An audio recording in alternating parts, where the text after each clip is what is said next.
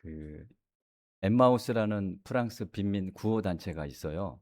이걸 이제 아베 피에르 신부님이라는 분이 만드셨는데, 그분이 쓰신 책 중에 단순한 기쁨이라는 책이 있습니다.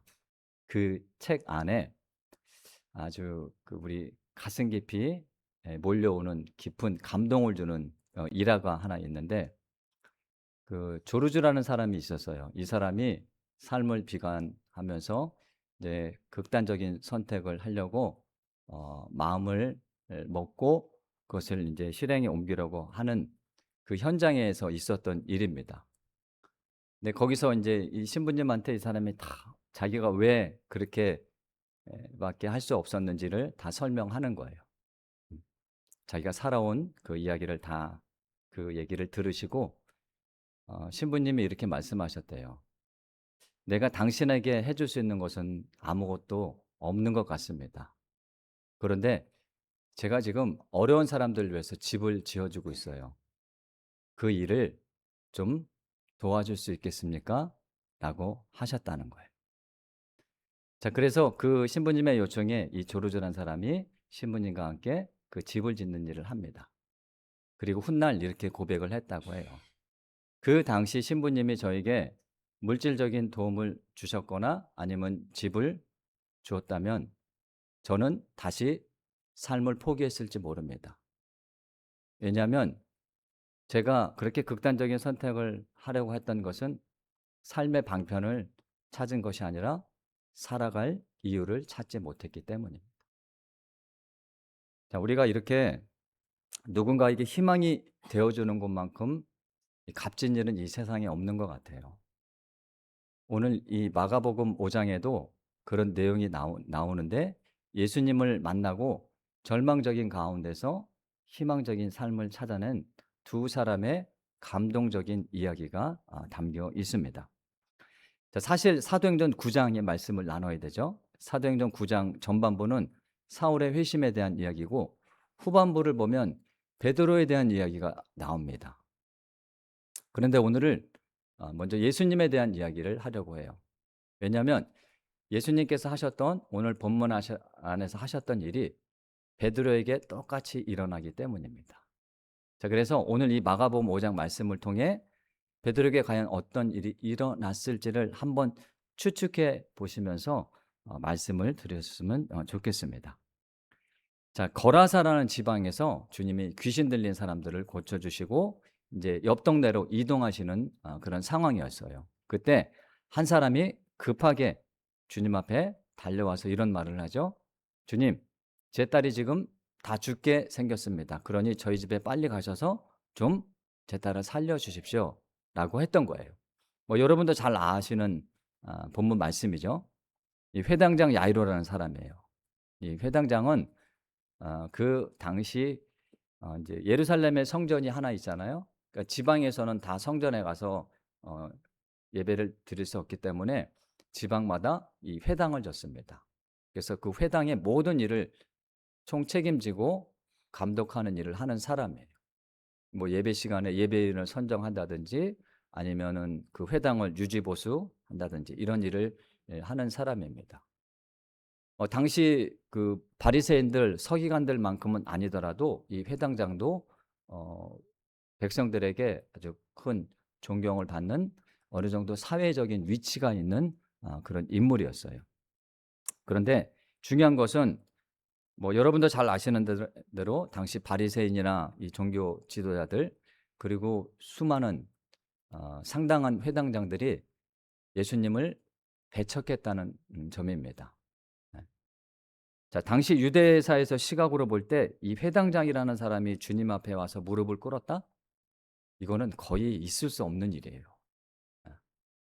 이 사실이 다른 종교자들에 알려졌다. 그러면 이 사람은요, 사회적으로 완전히 매장됩니다. 살 길이 다 막혀요. 자, 그럼에도 불구하고 이 사람이 모든 것을 다 걸고요. 모든 것을 다 내려놓고 예수님 앞에 나와 무릎을 꿇고 간청을 합니다. 자, 이 사실 하나만으로도 이 사람이 믿음이 얼마나 대단한지 알 수 있는데, 우리 이 사람의 믿음을 볼 수 있는 본문을 한번 같이 읽어 볼까요? 본문 22절 23절인데 다시 한번 같이 읽어 봅시다. 22절, 23절 시작. 회당장 중에 하나인 야이로라는 이가 와서 예수를 보고 발 아래 엎드려 간곡히 구하여 이르되 내 어린 딸이 죽게 되었사오니 오셔서 그 위에 손을 얹으사 그로 구원을 받아 살게 하소서라는 말을 하죠. 자, 그러면 이 사람이 이 말을 예수님 앞에 이 말을 할 때 보세요. 예수님한테 오기 전에 어떤 생각을 했는지를 한번 봐야 돼요. 보세요. 23절 보니까 주님이 내 딸의 손을 얹으셔서 그로 살아나게 해 주십시오라고 하는 말이죠. 그럼 이 사람은 예수님에게 오기 전에 어떤 생각을 했다는 거예요? 주님이 자신의 딸을 살려 주실 수 있는 분이라고 생각했다는 겁니다. 그리고 그 생각을 믿었어요. 믿고 온 거죠. 어. 자, 우리 역시 세상을 살다 보면 수많은 어려움을 겪고 때로는 죽을 만큼 힘든 그런 현실을 만날 때가 있습니다. 자, 그때 우리에게 중요한 것은 뭐냐면 우리가 예수님을 어떤 분으로 생각하고 있느냐예요. 예수님을 어떤 분으로 바라보고 있느냐. 자, 그게 중요하다라는 거죠. 자, 이 사람의 간절한 외침에 그래 가자 하고 예수님이 가시죠. 제자들뿐만 아니라 많은 사람들이 뒤쫓아갑니다. 예. 자, 그런데 그 상황 가운데서 그 수많은 인파를 뚫고 안간힘을 써서 주님 곁으로 다가오려고 애쓰는 한 여인이 등장하죠. 예. 이 건장한 남자, 이 여자가 그 얼마나 많은 남자들이 이렇게 에워싸고 있었겠어요. 그러니까 그 사람들을 뚫고 가는 것조차 힘들었을 거예요. 그럼에도 불구하고 온 힘을 다해서 뚫고 주님 앞에 가려고 하는데 이 사람은 12년 동안 혈류병, 그 자궁에서 피 유출이 있는 그 병을 앓았던 사람이죠. 그래서 용하다는 전국의 용하다는 의사는 다 찾아가 다녔지만 낫지 못하고 병이 어떻게 됩니까? 오히려 더 악화가 됩니다. 자, 그러다 보니까 병원비로 자신의 재산을 다 날린 거예요. 이제 나을 수 있는 방법이 없습니다. 더 찾아갈 수 있는 그런 병원도 없어요. 왜냐하면 돈도 다 떨어졌기 때문에. 그러면 이 여인은 이제 살 소망이 아주 없는 겁니다. 자, 그런 상황 가운데서 예수님을 찾아갔던 거죠. 자, 그런데 더 힘들게 했던 건 뭐냐면 레위기 15장에 보면 자, 피의 유출이 있는 그 여자들에 대한 율법이 있어요. 자, 피의 유출이 있다, 몸에서 유출이 있다 그러면은 부정한 사람 취급을 받습니다. 그러니까 레위기 15장을 보면 그 여인이 앉았던 자리에도 앉지 말라는 그런 율법들이 있어요. 자, 그러니까 이 어떻게 되냐면 이 사람은요 다른 사람하고 접촉해서도 안 됩니다. 그러니까 가족들하고도 같이 살 수 없어요. 뭐 친구들을 만날 수도 없습니다. 그러니 12년 동안 어떻게 살았겠어요? 혼자 외롭게 살았습니다. 사회적으로 완전히 격리된 상태예요. 자, 여러분 이렇게 주일이라서 오늘 이렇게 예배당에서 예배를 드리는데 이런 사람들은요 회당에도 못 가고 성전에도 못 갑니다. 종교적인 생활도 할 수가 없어요. 모든 게 다 막힌 거예요. 이제 자신의 병을 고칠 수 있는 그런 방법도 이제 없는 거죠. 그러니 몸도 아픈데 이 사람이 12년 동안 어떤 마음을 갖고 살았겠어요. 그 고통, 그 외로움, 그걸 우리가 이 성경 한 구절 보고 어떻게 다 표현할 수 있겠습니까? 그러니까 뭐 주님 앞에 간다고도 하지만 자신 있게 갈 수도 없어. 그게 발각되면요 돌에 맞을 수도 있습니다. 자, 그런데 보십시오. 이 사람이 예수님한테 오기 전에 그리고 그 가는 과정 가운데 어떤 생각을 했는지 한번 봅시다, 우리. 한번 이 여자가 어떤 생각을 했었는지, 마음에 뭘 품고 주님 앞에 왔는지 본문 27절, 28절도 한번 같이 읽어 볼게요. 본문 27절, 28절 다시 한번 읽습니다. 시작. 예수의 소문을 듣고 무리 가운데 끼어 뒤로 와서 그의 옷에 손을 대니 이는 내가 그의 옷에만 손을 대어도 구원을 받으리라 생각함이로라. 자, 이 사람이 예수님을 만나기 전에 어떤 생각을 했습니까?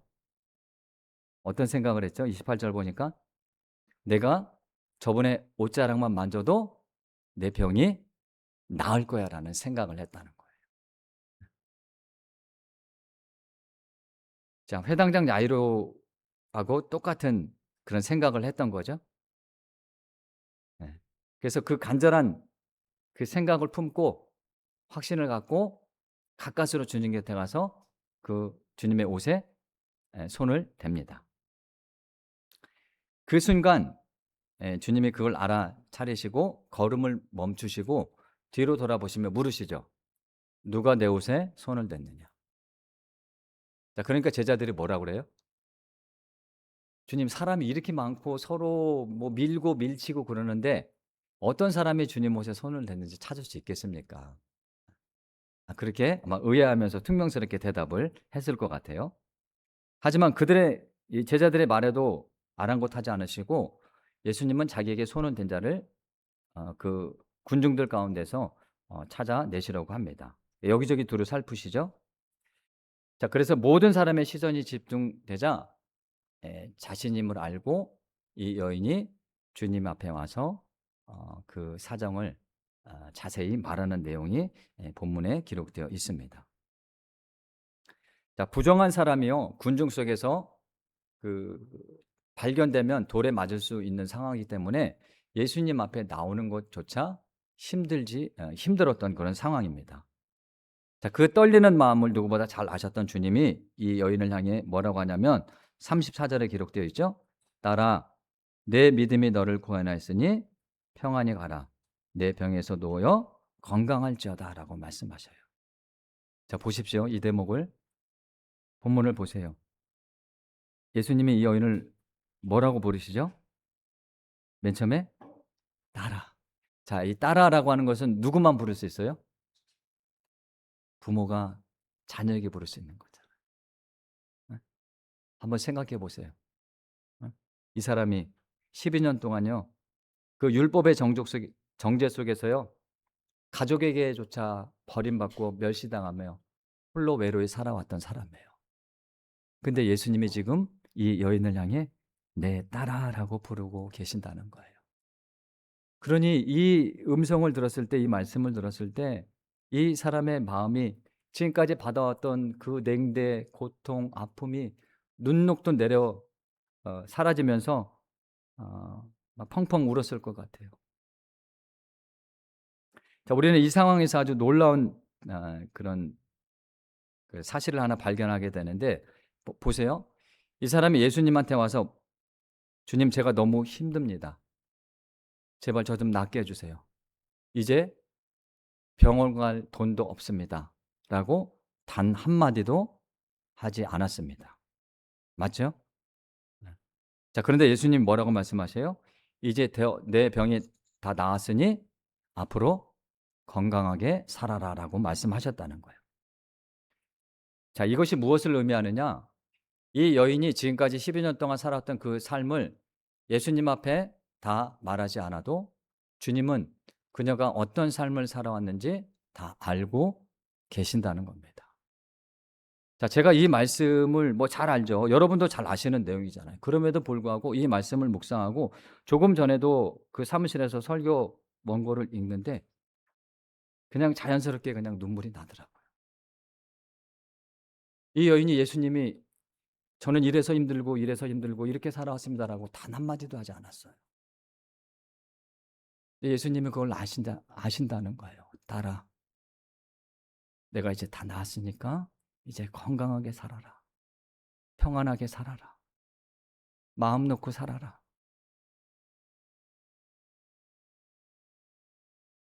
우리의 삶도 마찬가지예요. 우리가 살다 보면 너무 힘들어서 입술이 떨어지지 않을 정도, 기도가 되지 않을 때가 있지 않습니까? 그런 순간이 누구에게나 있죠. 아무 말 하고 싶지 않은 그런 상황이 있을 때가 있습니다. 그래도 주님, 내가 너무 힘듭니다. 라는 그 탄식 섞인 그 소리만 질러대도 주님은 우리의 마음을 다 아신다는 거예요. 믿습니까? 그래서 우리가 주님을 찾고자 하는 그 마음만 가져도 주님은 우리를 위로해 주시고요.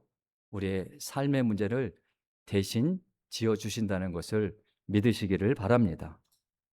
그러면 한번 봅시다. 주님을 찾고자 하는 그 마음, 그게 뭔지 한번 볼 텐데요. 본문 27절에 이렇게 기록되어 있죠. 예수의 소문을 듣고 머리 가운데 끼어 뒤로 와서 그의 옷에 손을 대니라고 되어 있습니다. 자, 도저히 기도할 수 없을 만큼 무너져 있을 때 우리는 어떻게 해야 되느냐? 바로 오늘 본문 27절에 그 해답이 있습니다. 이 사람은 예수님의 소문을 듣습니다. 그리고 자신의 삶의 무거운 짐을 아는 채 무리 가운데 끼어들어서 어떻게 해서든지 예수님 앞에 가려고 합니다. 그리고 주님의 겉옷에 손을 대고 굳이 말하지 않아도 주님은 내 병을 다 고쳐 주실 거야 라는 그런 믿음을 갖고 행동으로 자기의 믿음을 표현합니다. 자, 우리 역시 기도가 안 나올 정도로 극심한 고통 중에 있을 때라도요, 이 여인처럼 예수님 앞에 나가려고 안간힘을 써야 돼요. 그래서 억지로라도 말씀을 펴서 읽어야 되고요. 아무 말 없이 눈물만 흐를지라도 기도의 자리에 엎드려야 합니다. 믿습니까? 그리고 내 삶의 문제를 해결해 주실 분은 오직 예수님 뿐이라는 것을 굳게 믿고 나아가려고 하는 것. 그게 바로 주님을 찾고자 하는 마음이고 믿음입니다. 사랑하는 우리 귀한 성도 여러분, 언제나 주님이 여러분과 함께 하신다는 것을 믿으시기를 바랍니다. 음. 자, 그 믿음을 갖고요, 우리 다시 회당장 야이로에게 시선을 잠깐 돌려볼 텐데, 이 혈루증 여인을 고쳐주신 주님이 다시 야이로의 집을 향해 기쁘게, 바쁘게 달려가시죠. 자, 그런데 집에 거의 다다랐을 때 사람들이 와서 이 소식을 전합니다. 야이로에게 당신의 딸이 방금 죽었습니다 라고 하는 거예요.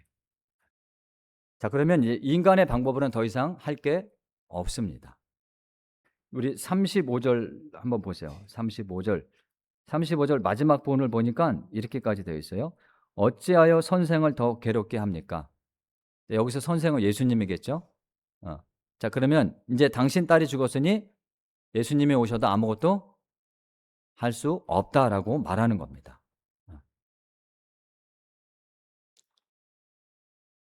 자, 우리도 마찬가지예요. 앞이 전혀 보이지 않는 그런 절망 속에서 내 힘과 방법이 다 바닥났을 때 우리는 종종 이렇게 생각할 때가 있습니다.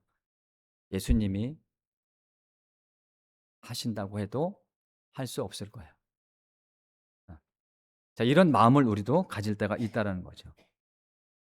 자, 진짜 모든 것이 끝나버리는 순간은 바로 이런 불신이 찾아올 때입니다. 예수님도 하실 수 없을 거야. 그러면 거기까지 가면 다 끝난 겁니다. 자, 앞서 우리 혈류증 여인이 고침받았던 이유가 뭐죠? 세상의 방법이 다 끊어졌잖아요. 자, 근데 누구만 하실 수 있다고 믿었습니까? 예수님만 하실 수 있다고 믿었기 때문에 그 여인이 고침을 받을 수 있었던 겁니다. 자, 그렇다면 이 딸이 죽었다는 소식을 들은 야이로 마음이 어떻겠어요? 억장이 무너졌겠죠. 이제 정말 다 끝났구나. 그런 두려움에 사로잡혔을 겁니다.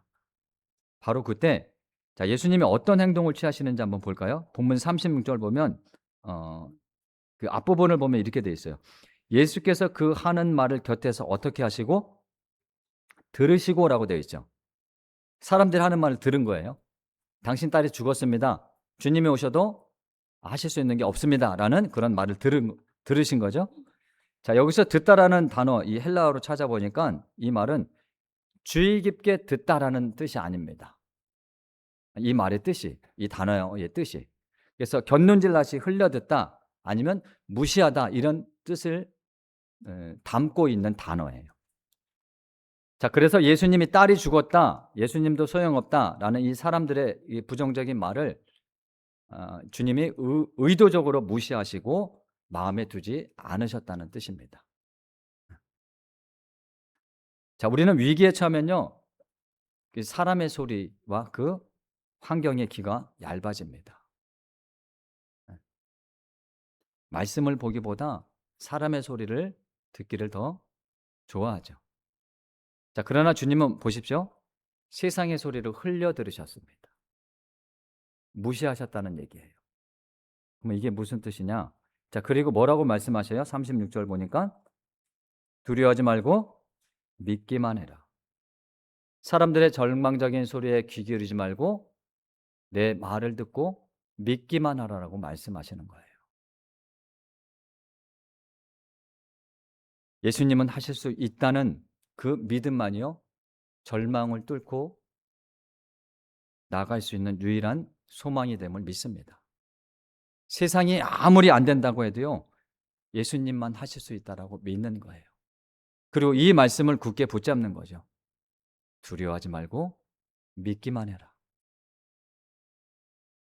12년 동안 혈루증을 앓았던 여인, 그리고 이 회당장 야이로의 공통점이 바로 여기 있습니다. 모든 것이 다 끝난 것 같은 그 절박한 상황에서요, 오직 예수님만이 나의 유일한 소망이라고 믿었다는 거예요.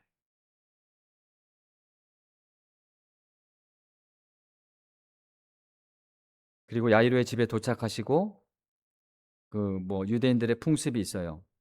뭐 이렇게 피리 부는 사람들, 그리고 곡하는 사람들, 이런 사람들을 돈을 주고 삽니다. 그 장례식을 그렇게 하는 거죠. 자, 근데 그 사람들을 다 물러가게 하시고 방에 들어가서 이 어린 소녀에게 이렇게 말씀하시죠. 달리다굼 소녀야 일어나라라고 말씀하십니다. 그게 오늘 본문 41절에 기록되어 있어요. 그래서 그 말씀을 듣고 죽었던 이 소녀가 다시 기적적으로 살아나죠. 자, 제가 서두에서 그 사도행전 9장에서 베드로에게 어떤 일이 일어났을지를 오늘 본문을 통해서 추측해 보라고 말씀하셨는데, 자, 이 현장에요, 이 야이로의 딸을 고치시는 이 현장에 베드로가 있었습니다. 그거를 자신의 눈으로 직접 목격하고 마음에 담습니다. 그리고 훗날 이 베드로가 자신의 사역 가운데 예수님하고 똑같은 일을 경험합니다. 자, 그 일이 어떤 일인지 그 내용은 우리 다음 주에 같이 나눠보도록 하겠습니다.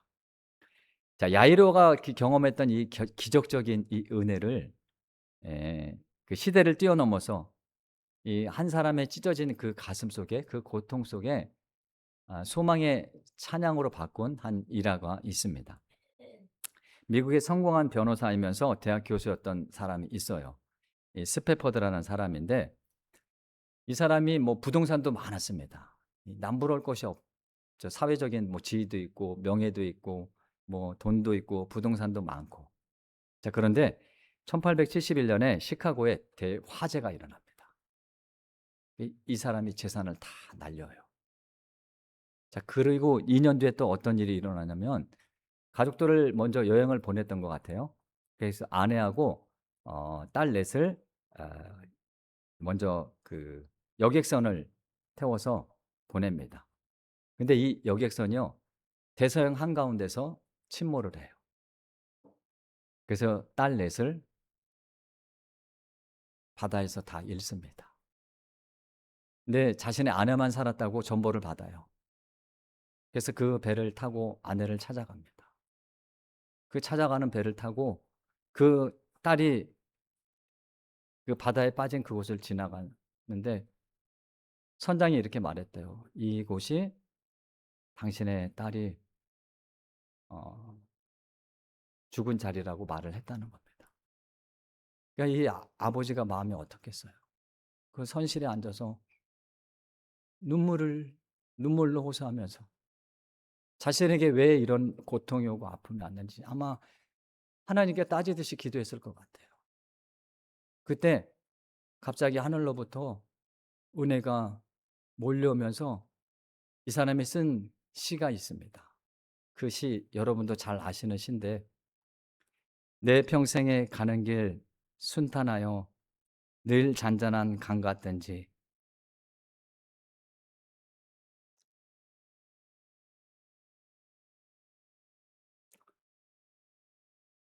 큰 풍파로 무섭고 어렵든지 나의 영혼은 늘 편하다.